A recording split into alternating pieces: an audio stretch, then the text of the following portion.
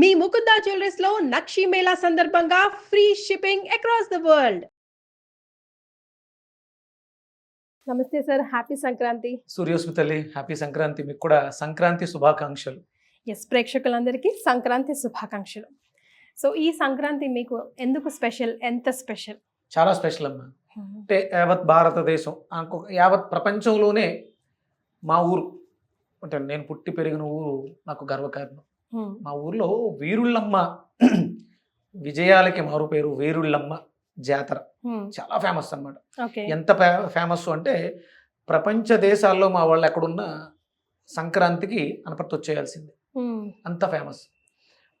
కర్రలతో అరప కడతారు, అంటే కర్రలతో గుడి గుడి గోపురంలా కడతారు.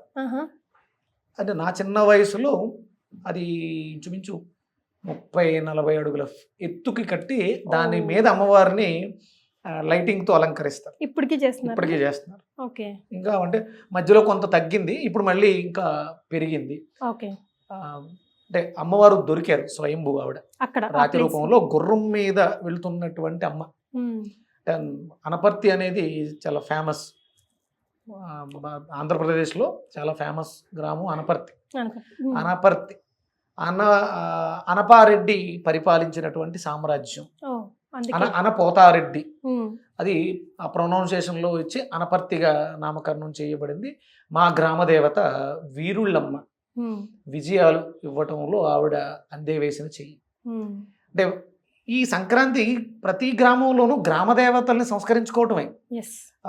ఒకళ్ళు పుట్టింటి వాళ్ళుగా, ఒకళ్ళు అత్తింటి వాళ్ళుగా మారిపోతారు. 2 వర్గాలుగా విడిపోయి అమ్మవారి ఉత్సవాలు మా ఇంటి నుంచి మీ ఇంటికి అని చెప్పేసి ఈ ఇచ్చిపుచ్చుకోవడం సాంప్రదాయాలని, అమ్మవారిని సంస్కరించుకోవడానికి చేసేటువంటి కార్యక్రమం.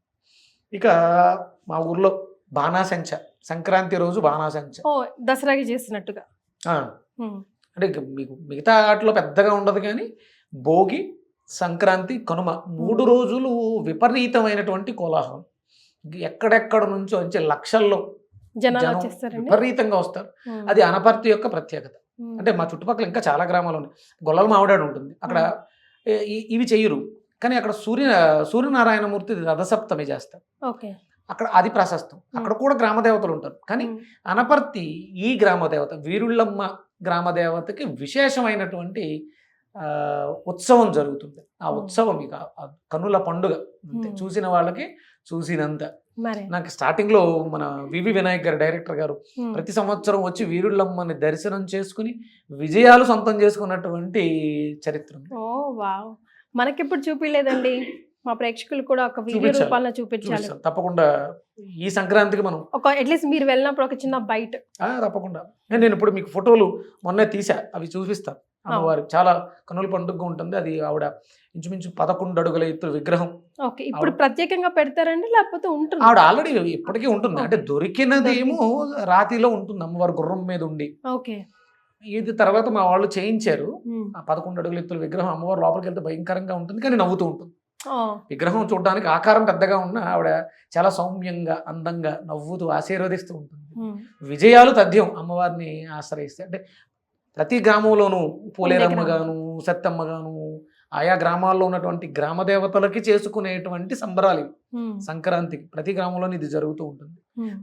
నాకు ఈ సంక్రాంతి అంటే ఎప్పటికప్పుడు సంక్రాంతి. ఇప్పుడు ఇంకొంచెం ఏంటంటే విక్రమాదిత్యుడిగా నామకరణం చేసుకుని అంటే ఆ తల్లిని వేడుకున్నాను, అమ్మ నీ బిడ్డకి ఒక అద్భుతమైనటువంటి కీర్తి ప్రతిష్టలు ప్రసాదించు. అంటే అందరూ, అంటే అనపర్తిలో చాలా మంది ఉన్నారుగా, అందరికీ ఇది ఇవ్వాలిగా. కానీ నేను నా స్పెషల్ ఏంటంటే అమ్మవారి మీద ప్రైవేట్ ఆల్బమ్ చేయించాను. అక్కడ ఏవైతే కార్యక్రమాలు జరుగుతుంటాయో ఆ కార్యక్రమం ఆవిడ నాతో చేయించుకుంది.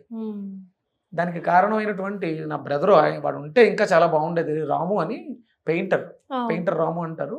వాడికి అమ్మవారు అంటే ఆడు కూడా అచ్చం అమ్మవారికి లాగా మంచి దిట్టంగా ఉండేవాడు. ఇప్పుడు లేరు. వాడి సంకల్పం వల్ల నేను ఆ ప్రైవేట్ ఆల్బమ్ అమ్మవారి మీద చేయించగలిగాను. అందుకని నేను సంథింగ్ ప్రెషన్. అప్పుడు అడిగా, అమ్మ నీ దగ్గర పెరిగి నేను మా చదువు అంతా కూడా వీరుళ్ళమ్మ గుడి ఎదురుకుండానే మా బోర్డు స్కూల్, అక్కడే 5వ తరగతి వరకు అక్కడే చదువుకున్నాను. అందుకని ప్రతిరోజు ఆవిడతో మాకు ఏదో తెలియని అనుబంధం ఉండేది. ఆ ఒక్క స్పెషల్ అంటే నేను ఇండస్ట్రీకి ఇటువైపు రావడం వల్ల ఆ కృతజ్ఞత లేకపోతే ఆ ప్రేమ, అమ్మవారికి జరిగే కార్యక్రమాలు ముందు రోజు పసుపు నీళ్లతో అభిషేకం ఉంటుంది అమ్మవారికి. అద్భుతమైనటువంటి సాంగ్ వచ్చింది దాని మీద. ఈ సంక్రాంతికి జరిగే కార్యక్రమాలన్నీ కూడా పాటల రూపంలో చేయించి పెట్టగలిగాను. అందుకని స్పెషల్గా నన్ను ట్రీట్ చేసి నా నా పాత పేరు పక్కన పెట్టి విక్రమాదిత్యుడుగా, విజయాలకి కారణమైనటువంటి వీరుళ్ళమ్మ నా పేరుని విక్రమాదిత్యుడిగా మార్చేసి ఈరోజు ఇంత మంది కుటుంబ సభ్యులను ఇచ్చిందంటే వీరుళ్ళమ్మ యొక్క అనుగ్రహం. చాలా మంది అండి, అంటే మీరు చెప్పే మాటలు కానీ చాలా ఇన్స్పైరింగ్ గా తీసుకుంటారు అండ్ తూచా తప్పకుండా కూడా పాటిస్తారు. అందుకే ఈ రోజు మీ టైం తీసుకోవాల్సి వచ్చింది. సంక్రాంతి రోజు మాకు తెలియని ఎన్నో విషయాలు తెలుసుకోవడానికి.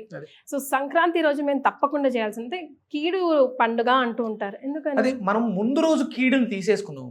భోగి రోజు కీడు అయిపోయింది. ఇక రవి యొక్క సంక్రమణం, సంక్రాంతి అంటే రవి యొక్క సంక్రమణం మకర రాశిలో ప్రవేశించింది. అది దశమస్థానం, కర్మస్థానం. ఇక్కడ మనం సత్కర్మలు చేయడం ద్వారా, ఆయన సూర్యుడేమో కర్మ సాక్షి, శనేశ్వరుల వారు కర్మ కారకుడు. ఈయన చేయించే కర్మలకి ఆయన సాక్షిభూతుడై ఉంటారు. ఇద్దరు తండ్రి కొడుకులు. ఇక్కడ మనతో చేసేటువంటి మనం చేసే ప్రతి పని దశమస్థానం లాభం వైపు నడిపిస్తుంది. 11th house. మనం ముందు చేసింది ఏంటి? ధనుర్మాసం వెళ్ళిపోతూ అది 9th భాగ్యం, పూర్వపుణ్యస్థానం. 9లో మనం చేసినటువంటి కార్యక్రమాలు మనల్ని సత్కర్మల వైపు ప్రేరణ ఇచ్చి, మనం చేసిన సత్కర్మ ద్వారా కుంభంలో మనకి అద్భుతమైనటువంటి లాభాలు తెచ్చి పెడుతుంది. మనం అంటారు కదా, ఏదైతే కర్మ చేస్తామో అది 10ంతలు పొందుతామని. 10ంతలు అనడానికి కారణం ఏంటంటే దశమస్థానం కర్మస్థానం కాబట్టి ఏదైతే చేస్తామో అది 10ంతలే పుణ్యంగా మారుతుంది. ఇక్కడ సత్కర్మలు మనం ఆచరించాల్సింది ఆయన అనుగ్రహంతో మన జీవితాలు బాగున్నాయి. ఇక్కడ దక్షిణాయనాన్ని పూర్తి చేసుకుని ఉత్తరాయణానికి ఆయన ప్రయాణం మొదలు పెట్టారు. ఇక్కడ ఆయనకి ఇష్టమైనటువంటి కృతజ్ఞతే. ఇక్కడ ఏది కూడా మొక్కుబడి కాదు, హార్ట్ఫెల్ గ్రాటిట్యూడే. మనం 100 రకాలు ఇది చేస్తే ఇది చేస్తా, ఇది కాదు. ఆల్రెడీ అన్ని ఇచ్చేసాడు. తీసుకోవడానికి ఎక్కడ ఉన్నాయి, మనం అజ్ఞానంతో ఉన్నాం, గుడ్డితనంతో ఉన్నాం. అందుకని వాటిని రిసీవ్ చేసుకోలేకపోతాం. ఇక్కడ గ్రాటిట్యూడ్, కృతజ్ఞత తెలియచేయడం కోసం పరమాన్నం ఉండి ఆయనకి నివేదన చేస్తాం. ఆయన ఇచ్చిన ఆవు పాలు, ఆయన ఇచ్చిన బెల్లం, ఆయన ఇచ్చిన బియ్యం, అవి మళ్ళీ వండి ప్రసాదం తిన్న బాబు అని చెప్పేసి ఆయన అడుగుతాం. అది మనమే తింటాం. మీరు ఎప్పుడైనా చూసారా? దేవుళ్ళకి ప్రసాదం పెడతాం కదా, ఏ దేవుడైనా వచ్చి తింటాం చూసారు? చూద్దాం అనుకున్నారా ఎప్పుడైనా? అసలు ఏంటి మరి ఇంత ప్రసాదాలు పెడతాం, ఎవరన్నా తింటా? అసలు ప్రసాదం వేస్ట్ చేయకుండా ఉంటే చాలా మంది చాలా బెటర్ అనిపిస్తుంది సార్ నాకు. బాధపడక్కర్లేదమ్మా. సూర్యనారాయణ మూర్తికి ఎప్పుడన్నా ప్రసాదం పెట్టావా? అంటే వారికి స్పెషల్గా ఎప్పుడు పెట్టలేదు నిజంగా. కానీ పెట్టు, ఆయన వచ్చి తింటారు. ఓ ఎలా? ఆయనకు ఉన్నటువంటి స్పెషల్ సృష్టిలో మనం పెట్టిన దేన్ని కూడా ఆయన వృధా పోనివాడు. నువ్వు పొద్దుటే పట్టుకెళ్ళి శుభ్రంగా సూర్యోదయ సమయంలో పరవాన్నం ఉండి ఒక ఆకులో వేసి అక్కడ పెట్టు, మధ్యాహ్నం వెళ్ళి చూడు, దాంట్లో ఉన్నటువంటి సారం అంతా లాగేసుకుని ఉంటాడు ఆయన. తన కిరణాలు అనే కరములతో చేతులతో వాటిని టచ్ చేసి తినేసాడు. అందులో ఉన్నటువంటి సారాన్ని లాగేస్తారు కదా. అందుకే కదా డ్రై అయిపోతుంది. ఒకే ఒక్క భగవంతుడు మనం పెట్టిన ప్రసాదాన్ని వద్దనకుండా తృప్తిగా తిని ఆశీర్వదించి 10ంతలు చేసేటువంటి శక్తి ఆయన ఒక్కడికే ఉంది. దాన్ని కొంచెం కళ్ళకద్దుకునేసుకుంటే ఆయన చేతులు పడినటువంటి పదార్థం ఏమవుతుంది? మనకి ప్రసాదం అవుతుంది. మనం ఆయనకి నివేదన చేసాం. ఆయన కిరణములతో, ఆయన అంటే కిరణములు అంటే చేతులు, కరములతో తాకి శక్తివంతం చేసిన పదార్థం మనకి ఆరోగ్యాన్ని ఇస్తుంది. సూర్యనారాయణమూర్తి ఒక్కడికే సాధ్యం అవుతుంది. ఇదంటే సంక్రాంతి పండగ అందుకని చేసుకుంటున్నాం. ఆయన నడక మార్చుకుని తన ప్రయాణాన్ని తిరుగుముఖం పట్టాడు ఆయన. అందుకని స్వామి మన జీవితాల్లో ఇప్పటి వరకు మనం ఆటపాటలతో గడిపేశాం. ఇక్కడ అంటే మనం చేసేటువంటి పనుల్లో భక్తి శ్రద్ధలు, ఇక్కడ శ్రాద్ధ కర్మలు ఇలాంటివి ఉంటాయి, ఇక్కడే స్టార్ట్ అవుతాయి.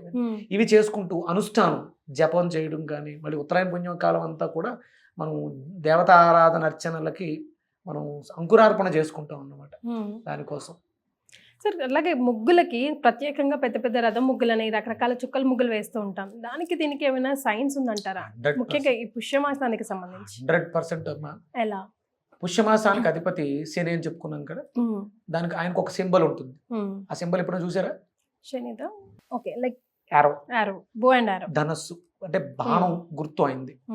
ఈ గుర్తుని ఇక్కడ ముగ్గు రూపంలో వేస్తారు. మనకి నక్షత్రాలు 27, అశ్వని, మక, ఇలా ఉంటాయి. అశ్వని, భరణి, కృత్తిక, రోహిణి, మృగశిర, ఆరుద్ర, పునర్వసు, పుష్యమి, ఆశ్లేష, మక, పుబ్బ, ఉత్తర, హస్త, చిత్త, స్వాతి, విశాఖ, అనురాధ, జ్యేష్ఠ, మూల, పూర్వాషాఢ, ఉత్తరాషాఢ, శ్రవణం, ధనిష్ట, శతభిషం, పూర్వభద్ర, ఉత్తరాభద్ర, రేవతి. ఇవన్నీ 27 నక్షత్రాలు. 27 చుక్కలతో ముగ్గు పెడతారు. అంటే ఆకాశంలో ఉన్నటువంటి చుక్కలని మీరు కలపగలిగితే మన నక్షత్రాలు వస్తాయి. ఓకే, అలాగే ఈ 27 నక్షత్రాలకి ఒక్కొక్క నక్షత్రానికి 4 పాదాలు ఉంటాయి. మొత్తం అన్నీ కలిపితే 108 చుక్కల ముగ్గు వేస్తాం. కరెక్ట్. అంటే అందులో మధ్యలో ఒక ముగ్గు ఉంటుంది. అంటే ఇవన్నీ అయిపోయిన తర్వాత రోజుకు ఒక ముగ్గు పెట్టుకుంటూ మనం ఆరాధన చేస్తాం. ఆకాశంలో ఉన్నటువంటి అంటే జియోమాట్రికల్ ఎనర్జీ ఇది. వాస్తు శాస్త్రం ప్రకారం ఒక యంత్రాన్ని మన ఇంటి ముందు తయారు చేస్తున్నాం. మీరు ముగ్గు వేయడం అంటే మీ ఇంటి ముందు ఒక యంత్రాన్ని వేసుకున్నట్టే. దానికి ఆ శక్తి ఉంటుంది, కాస్మిక్ ఎనర్జీని రిసీవ్ చేసుకునే కెపాసిటీ ఉంటుంది.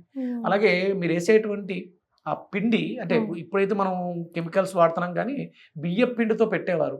అంటే ప్రకృతిలో ఉన్నటువంటి దుష్ట శక్తులు అక్కడికి వచ్చే దాన్ని తిందాం అనుకున్నప్పుడు ఒకవేళ అది చెడు అనుకున్నాం, ఇందులోంచి వచ్చే కాస్మిక్ ఎనర్జీ, ముగ్గు క్రియేట్ చేసే కాస్మిక్ ఎనర్జీ ఆ జీవిని చంపేస్తుంది, మన ఇంట్లోకి రాకుండా చేస్తుంది. అంత ఉంటుందండి సైన్స్ అసలు. అంటే ఆ గీతలు, ముగ్గులు అవన్నీ కూడా జియోమాట్రికల్. కోనార్క్ పేరు విన్నారా? Konark, sun god. కోణము, త్రికోణం, ట్రయాంగిల్. అర్కుడు అంటే సూర్యుడు. అవన్నీ కూడా కోణాల మీద ఆడుంటాయి. మన హిందూ ధర్మశాస్త్రం దేవాలయ నిర్మాణము, మనం పెట్టే ముగ్గులు, శ్రీచక్రం, ముగ్గు రూపంలో శ్రీచక్రం పెట్టేస్తారు. అవన్నీ A to Z. మనం వీటిలో ఏదో అందం అలంకారం అనుకుంటాం, ఇదంతా కూడా పూర్తిగా సైన్స్. మనల్ని మనం అభ్యున్నతి వైపు, అభివృద్ధి వైపు నడిపించడం కోసం మనకి ఏర్పాటు చేసినటువంటి మన పూర్వీకులు, వాళ్ళని గుర్తు చేసుకోవడం కోసం పెద్దలకి బట్టలు పెట్టడం, తర్పణాలు ఇవ్వటం, పితృదేవతలు అంటాం కదా, ఇవన్నీ ఇక్కడ కేంద్రీకరింపబడతాయి. అతిపెద్ద పండగ, తెలుగు వాళ్ళ అతిపెద్ద పండగ ఏంటంటే భోగి, సంక్రాంతి, కనుమ. ఇవన్నీ మర్చిపోయి పిల్లలంతా ఏం చేస్తుంటారంటే గాలిపటాల వెనకాలే పడుతుంటారు. ఇప్పుడేమో చైనా నుంచి వైరస్ ఆల్రెడీ మొత్తం అంతా పాకింది. మనకు ఇవన్నీ తయారీ కూడా అక్కడ నుంచి వస్తున్నాయి. సో మీరు చెప్తే పిల్లలు ఏమైనా అలర్ట్ అవుతారేమో అని నా ఆశ. అంటే నా చిన్నప్పుడు మేము న్యూస్ పేపర్లనే చింపి గాలిపటాలు మేము తయారు చేసుకునేవాళ్ళం. మామూలు దారం, బట్టలు కుట్టుకునేటువంటి మామూలు దారాన్ని 2-3 రకాలు, అంటే అందులో కాంబినేషన్స్, వైట్, తెలుపు, నలుపు దారాలు కాంబినేషన్స్ అని, పసుపు, ఎరుపు కాంబినేషన్స్, అంటే పోటీ. ఇది అంటే ఆనందాన్ని, అంటే ఆకాశంలో మన కోరికలన్నీ కూడా ఆకాశంలోకి గాలిపటం రూపంలో పంపించి, అంటే మా చిన్నప్పుడు ఉత్తరం రాసేవాళ్ళం భగవంతుడికి. ఒక తెల్ల కాగితం మీద మన కోరికలు రాసి దారానికి ఇక్కడ పెట్టి ఎలా ఎలా అంటుంటే ఆ దారం అలా అలా పైకి వెళ్ళి దేవుడి దగ్గరికి వెళ్ళింది. అంటే ఎంత పైకి వెళ్తే అంత పైకి అక్కడ నుంచి భగవంతుడు మనల్ని ఆశీర్వదిస్తాడు. ఇవన్నీ చిన్న చిన్న ఆటలు. అంటే ఇప్పుడు ఇవి తప్పు.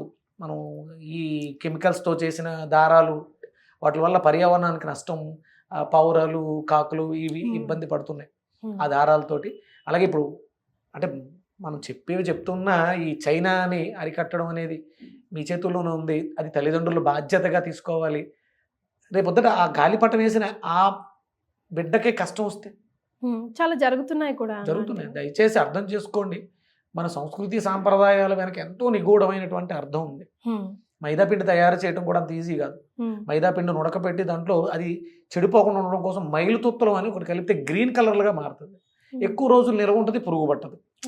చాలా శాస్త్రం ఉంది. మనం వాళ్ళు ఏది చేసినా ఒకవేళ చెడు ఉంది, దాన్ని మంచిగా ఎలా మార్చాలి అనే దాన్ని కూడా దానికి అనుసంధానం చేసేవారు.